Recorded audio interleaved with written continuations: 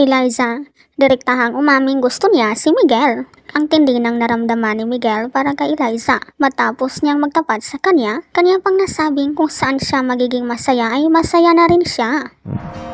Well, like if you're happy, diba? Buong akala niya ay siya ay busted.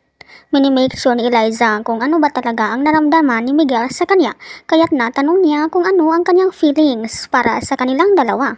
Ano ba nararamdaman mo? Para sa akin, sa atin, di ko alam. Habang siya ay nagtatanong, ang kanyang mga ngiti ay hindi maitatanggi ang labis na pagkakilig. Ayon kay Miguel, hindi siya sigurado noong una, ngunit nang sila ay pumasok sa bahay ni Kuya, mas lumala pala. Nung nakasama ka kita dito, I don't know, I felt more. Matapos yun marinig ng dalaga ay may pahawi pa siya ng buhok na para bang tiniti si Miguel.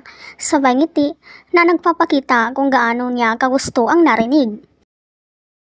Si Miguel naman ay labis ang pagtitig sa kanya, na halos wala nang ibang makitang mukha kundi siya.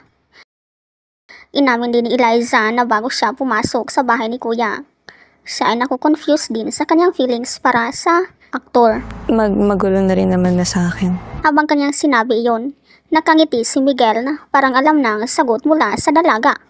Direktahang umamin si Eliza na si Miguel nga ay ang kanya ding gusto. Ikaw talaga gusto ko. Ikaw talaga gusto ko. Ikaw talaga gusto ko.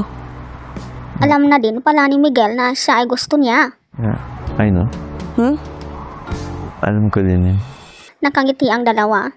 Malamang kung sila ay wala sa bahay ni Big Brother at walang cameras na nakatutok, baka hindi na napigilan ang isa't isa. Ikaw, anong masasabi mo dito?